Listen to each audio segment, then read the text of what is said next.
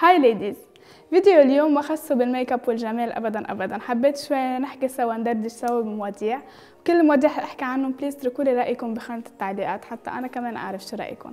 باخر فيديو عملته على قناه دنيتي اللي هو كان لبستك تبع بورجوا، اجاني كتير كومنتس عم بتقول انه عم تسالني اذا عامله بوتوكس او عامله عمليه تجميل وهالاخبار، وفي كتير ناس كانوا عم بيقولوا لي انه ما تخربي جمالك وكل هالامور. بس ان فاكت انا ماني عامله شيء، ماني عامله بوتوكس، ماني عامله ولا عمليه تجميل ابدا. هلا ما بعرف اذا اذا نصحانه شوي بعد العرس ولا شو كانت الفكره، بس شكلهم بينوا كتير خدود كبار بهذا الفيديو، وفي كتير عالم فكرت اني عامله بوتوكس.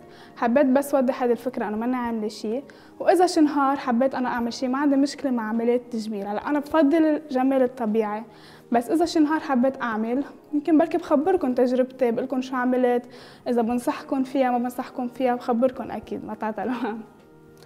بما انه كنا عم نحكي شوي عن الخدود والنصاحه والاخبار، حبيت شوي اشارككم بتجربتي مع الوزن الزايد والدايت وهالاخبار، لانه انا من الاشخاص يلي من فتره بعيده يعني بجرب اعمل دايت، بجرب بضعف برجع بنصح وكل هالامور يلي كتار منها عم نقطع فيها.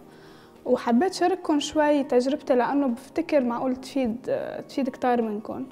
الفكرة انه بلشت مثل كل العالم نروح عند حكيمة رجيم، نعمل رجيم هاي بروتين لايف ستايل يلي هو جربت كل شيء. كمان جربت هول الرجيمات السريعين ومدري شو، انزل ارجع اطلع اوقات اطلع دوبل. يلي عم بيصير انه هول الاشياء كنت اعملهم كتير كانوا غلط، وكتير عم بخلوا انه جسمي ينتزع. ليش؟ اول شيء خلينا نفسركم شوي عن الرجيمات السريعين اللي بنعملها. اول شيء الجسم لما تعملوا رجيم سريع، اجمالا الرجيم السريع بيكون كتير فيه تجويع. لما تجوعوا جسمكم شو اللي بيصير؟ بفكر جسمكم انه انتم فايتين بمجاعه.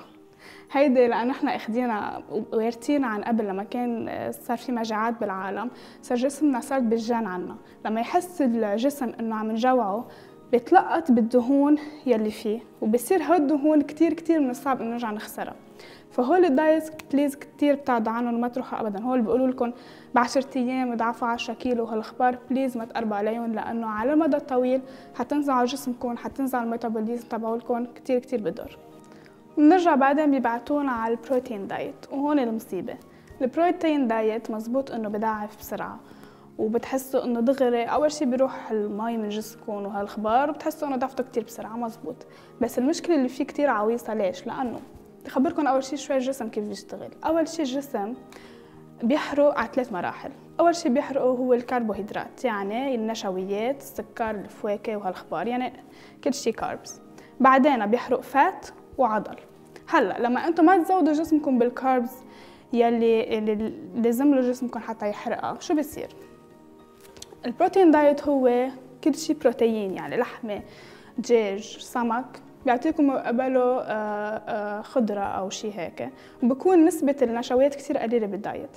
يلي بيصير انه جسمكم ما بيحرق نشويات، فبلش يحرق من العضل تبعكم، بيحرق فات وبيحرق من العضل تبعكم.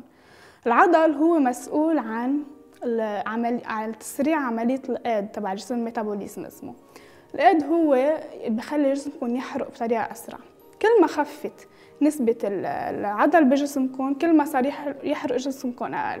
فهيدا الدايت على المدى الطويل صحيح أنه بتاخدوا نتيجة سريعة، بس بترجع بعدين بتربح الوزن دوبل وتريبل.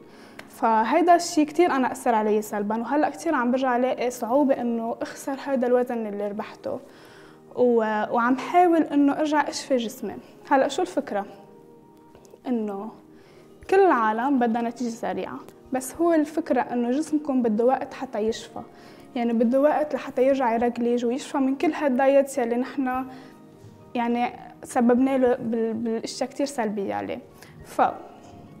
فكرة إنه لازم تحبوا جسمكم بكل مراحله. يعني أنا هلأ جسمي هلأ لازم أنا أحبه تقدر أشفيه، بعدين المرحلة الثانية بصير أحسن، بحبه بهذه المرحلة، برجع بحبه بالمرحلة اللي رح أوصل فيها بعدين.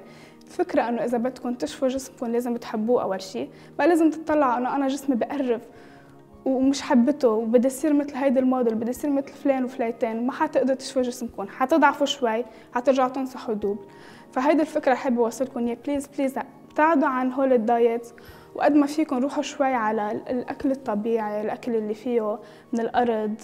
يعني أنا هلا مثلا أنا شخصيا مخففة كتير من الأكل الحيواني، يعني اللحمة والجبنة وهالأخبار خففتهم كتير كتير كتير، وحاسة إنه عم نظف جسمي من كل هيدي السموم. فأنا هذا الشيء اللي عم بيساعدني هلا. من أخصائية تغذية وما في أنا أجي أعطيكم على الهوا دايت تتبعوا، بس الفكرة وصلت لكم إياها، وبليز ابتعدوا عن هول الرجيمات. إن شاء الله تكونوا حبيتوا هذا الفيديو. بليز اتركوا لي كل تعليقاتكم بخانة التعليقات حتى أعرف أنتم شو رأيكم بهذا الموضوع. وما تنسوا تعملوا سبسكرايب للشانل، وتلحقوني على انستغرام، فيسبوك، تويتر وسناب شات، وأنا بشوفكم المرة الجاية.